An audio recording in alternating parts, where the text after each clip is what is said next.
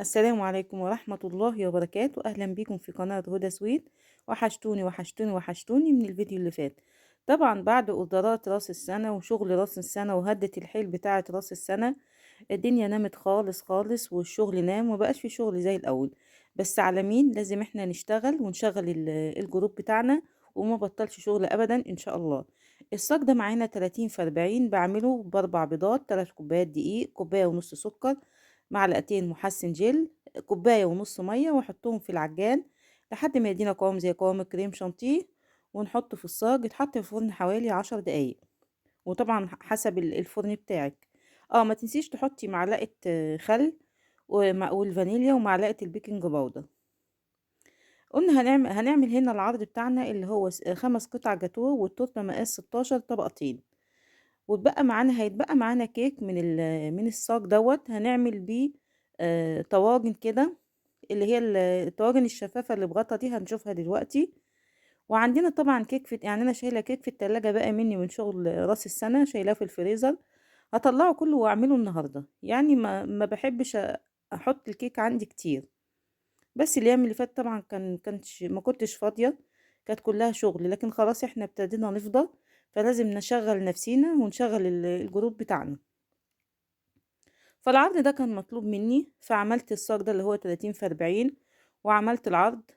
وهعمل كام طاجن كده من الكيك اللي هيتبقى من العرض بتاعنا على الكيك اللي عندنا في التلاجة. بسم الله ما شاء الله، هنعمل كمية طواجن حلوة قوي وهتشوفوها كلها دلوقتي.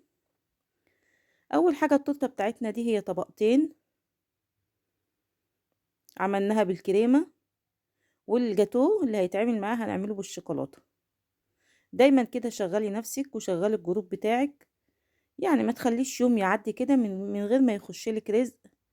يعني حتى لو 50 جنيه، برضو نعمة ورضا من عند ربنا سبحانه وتعالى. جلسنا التورتة بتاعتنا وعملناها بالسكرابر المشرشر، هنحطها في التلاجة وهنبتدي نعمل الجاتو بتاعنا. هو الجزء يعني باخد جزء كده من الصاج بالعرض كده، مقاس الجاتو اللي انا هعمله بيعمل ال5 قطع. يعني الجزء اللي انا قطعته ده بيعمل معايا ال5 قطع، وبيطلعوا 5 قطع حلوين. ده اللي خلاني افتكست العرض ده، يعني ان انا جربت كده وطلع معايا حلو بسم الله ما شاء الله. وطبعا ناس كتير طلبته. يعني دايما كده جربي وافتكسي وطلعي انت، اخترعي انت عروض من دماغك، يعني مش لازم تشوفي حد وتقلدي، لا بالعكس. كل ما انت تخترعي من دماغك وتعملي من دماغك كل ما تنجحي.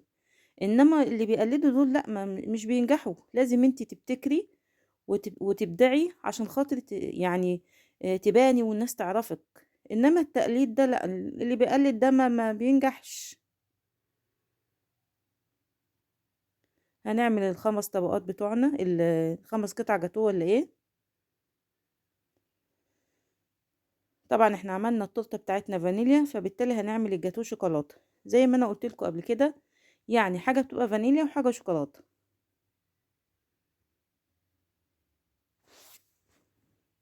انا اي كيك بيتبقى معايا بشيله في كيس في الفريزر، بحيث ان يجي عليا وقت واقوم مطلعاه كده واعمل بيه عروض، اعمل بيه كبات، اعمل بيه طواجن. المهم ان انا اطلعه ما يفضلش عندي في التلاجة كتير.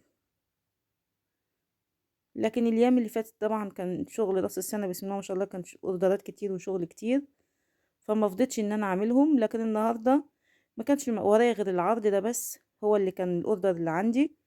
عشان كده طلعت وعملت الطواجن دي وطلعتها بسم الله ما شاء الله، يعني عرضتها اونلاين على الجروب. بسم الله ما شاء الله طلعت كلها. لكن انتي لو لسه مبتدئة ما تعمليش فور كتير، يعني ما تعمليش فور كتير. اعملي بس حاجة واحدة، عرض واحد واعرضيه. طلع وطلب منك كان بها، انما لو ما طلبش منك خلاص ما تبقيش عملت الحاجة والحاجة ما تطلعش. في الاول كده يعني ما بنعملش فور كتير. وربنا يا رب يرزقنا جميعا يا رب، ويحسن ما بين ايدينا يا رب. زي ما احنا شايفين الباقي من الصاج بتاعنا، هيطلع معانا، مش فاكرة والله، كان 5 طواجن او 4 طواجن، انا مش فاكرة، بس هما تقريبا كان 5 طواجن.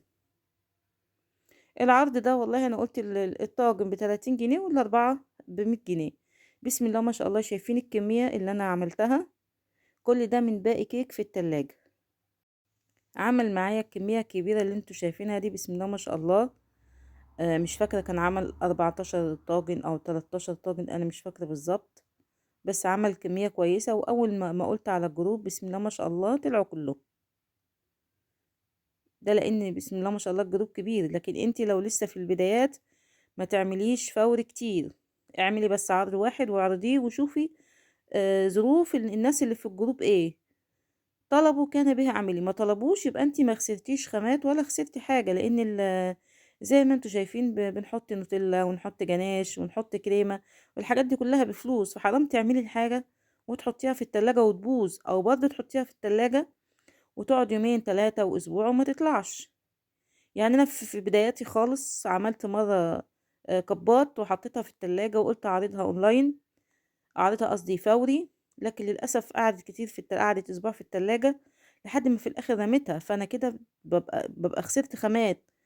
لكن في اي حد في بداياته يا جماعة ما يعملش فوري كتير، اعملي بس عرض واعرضيه، طلع ما طلعش يعني ما انتش خسرانة كتير.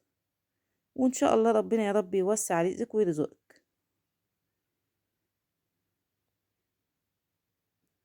خلصنا كده الطواجن بتاعتنا، عملنا نص نوتيلا بني زي ما انتوا شايفين، ونص جناش. والتشكيل ده بقى بتاعك انتي، حطينا روزيتا كده مربى حليب، وهنحط 7 فروتس كده، وكاندي توت. بسم الله ما شاء الله، يعني حاطين فيه حاجات كتير، يعني كان شكله مغري. واللي خدوا بصراحة شكروا فيه أوي في طعمه. ألف هنا وشفا على اللي كلوه.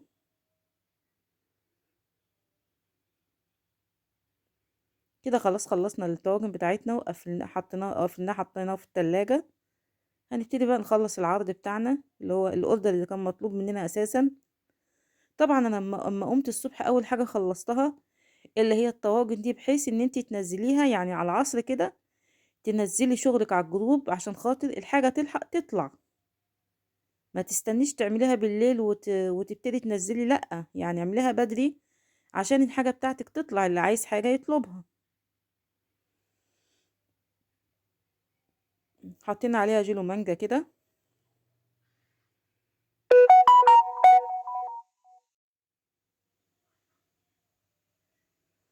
كده خلاص خلصنا التورتة. هنزين بقى الجاتو بتاعنا. هنا بصراحة كان الجناش بتاعي خلص وكنت مكسلة اعمل، فيعني انا مش هقف، رحت جايبة جبت النوتيلا البني دي وعملت بيها. وطبعا هي طعمها بيبقى احلى كتير كتير من الجناش، بيبقى طعمها حلو قوي.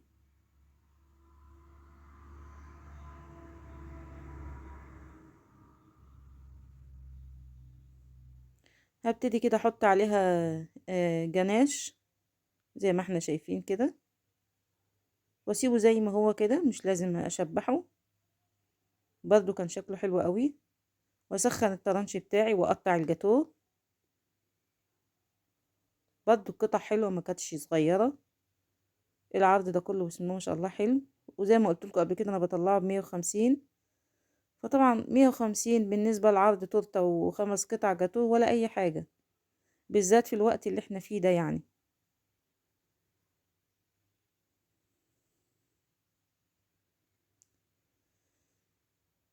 هقطع بقى الجاتوه بتاعي، اسخن الطرنش واقطع وامسحه بقماشة مبلولة، وارجع اسخنه تاني عشان خاطر يطلع معايا الحتة مظبوطة كده زي ما انتوا شايفين. وكده خلصنا الشغل بتاعنا والفيديو بتاعنا خلص. قولوا بسم الله ما شاء الله، ولو عجبكم انزلوا حطوا لايك واشتركوا في القناة لو انتوا مش مشتركين، وفعلوا زر الجرس. مع ألف سلامة حبايب قلبي.